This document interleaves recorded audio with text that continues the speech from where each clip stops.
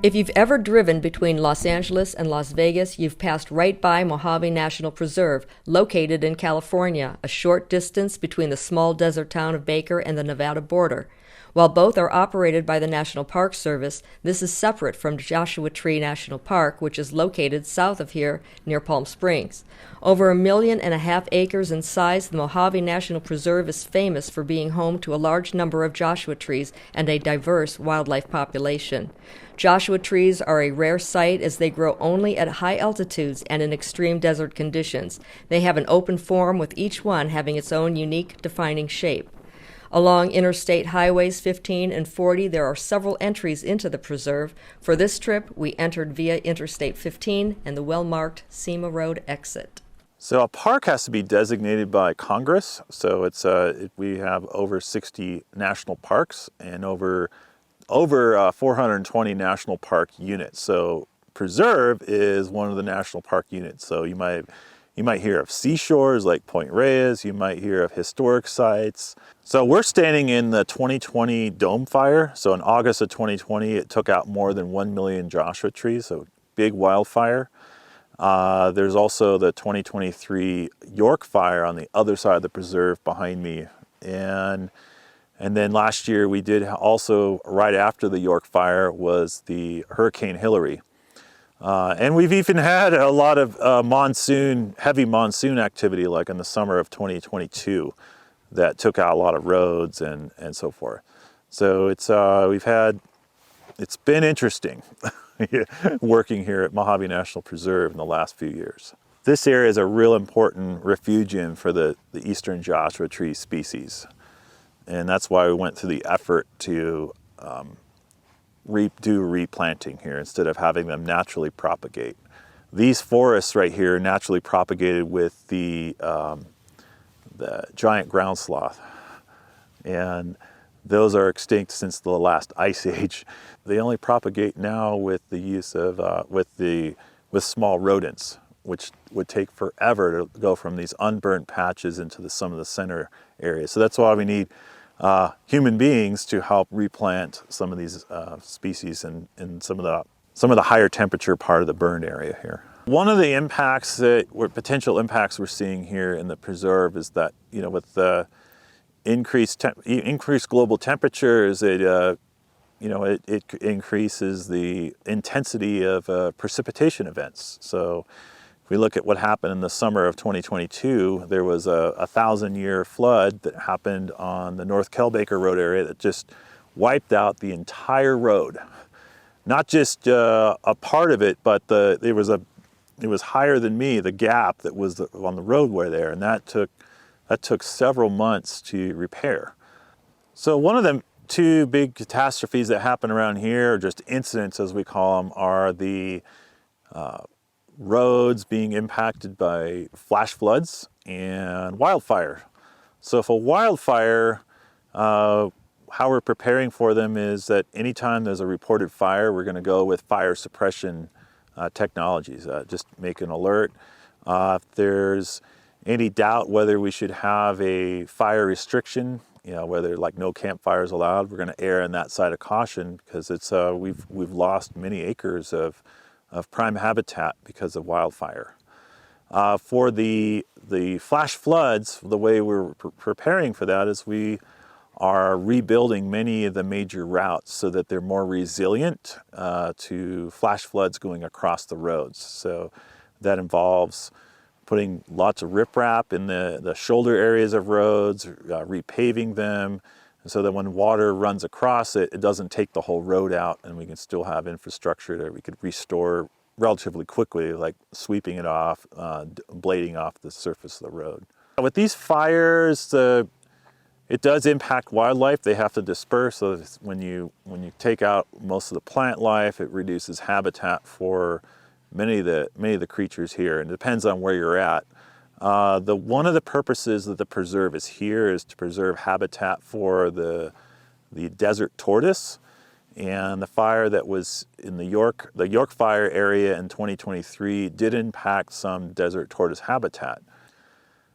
So in addition, Joshua trees, that's just what you see on the surface. It's the big part. But there's a species called blackbrush that's here, and it's really well adapted to cooler and wetter climates. And we really kind of, our best guess is we don't really see the current climate conditions allowing that to come back in a format, or the form it was. And the same thing with our conifer species here, the juniper and the pinyon pine. There was a 2005 fire south of here, and when you go through that fire, you see where the fire went around some of the strands of juniper and pinyon pine, but you'd be hard pressed to find a young one that's growing back, and that's been nearly 20 years later. This is a really critical area for the eastern Joshua tree species because it's high. This area goes up to almost 6,000 feet in the mountains you see behind me here. And if you look at the projected precipitation and temperature patterns, where the temperature is getting warmer because of climate change and the precipitation is getting less or less predictable, this area is higher. It's one of the higher spots in the range of the eastern Joshua trees. So this is a refugium. So we expect conditions here to be favorable to grow Joshua trees for longer than, say, down lower elevation areas. And so for that reason, when this fire took out most of the high parts of this particular spot and with this Joshua tree forest, we determined it would be worth our efforts to make a restoration. And so for the last 3 years, we've been planting roughly about 1,000 Joshua tree seedlings per year, largely with the help of volunteer groups.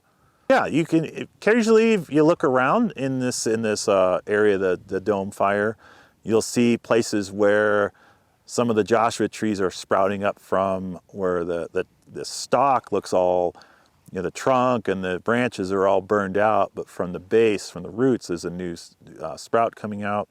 And then occasionally you'll see some of the new, more recent juvenile Joshua trees coming out of, like, I'll say, a wash or some other areas, but it's pretty rare.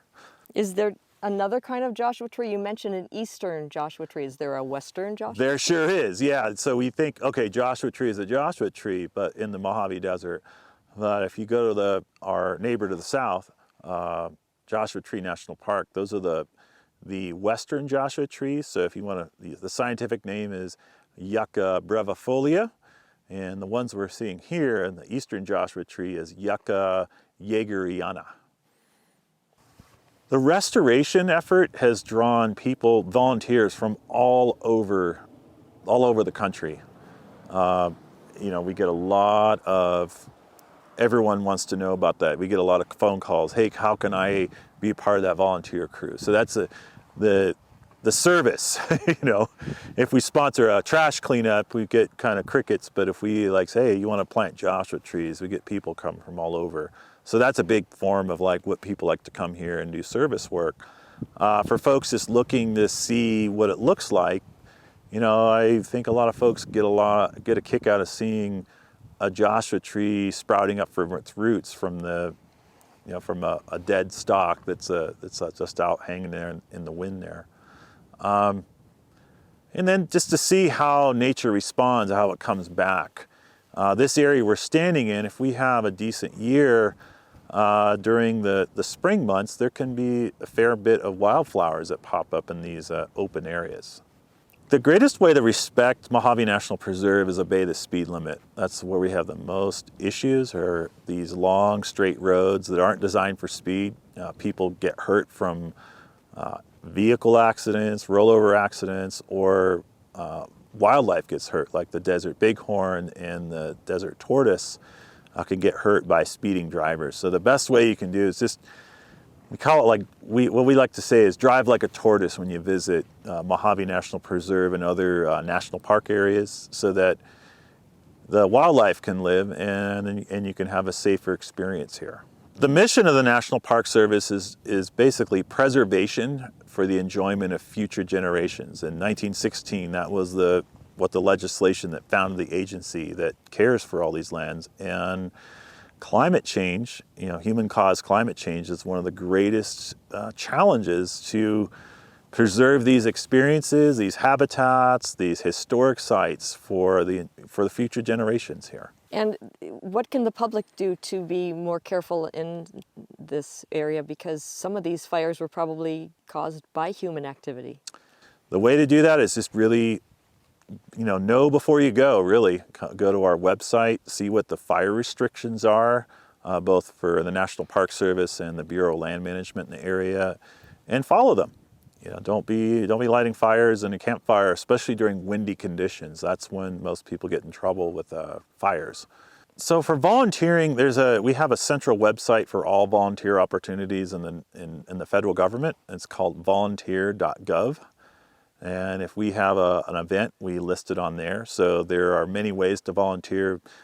Coming and replanting Joshua trees for a few days. That's one way to do it. There are volunteers that come and stay with us for a few months and help us contact visitors. And many other park units have ways you can volunteer, whether you like to interact with the public, whether you like to work on restoring historic buildings or any other skills that you might have. We list them on volunteer.gov.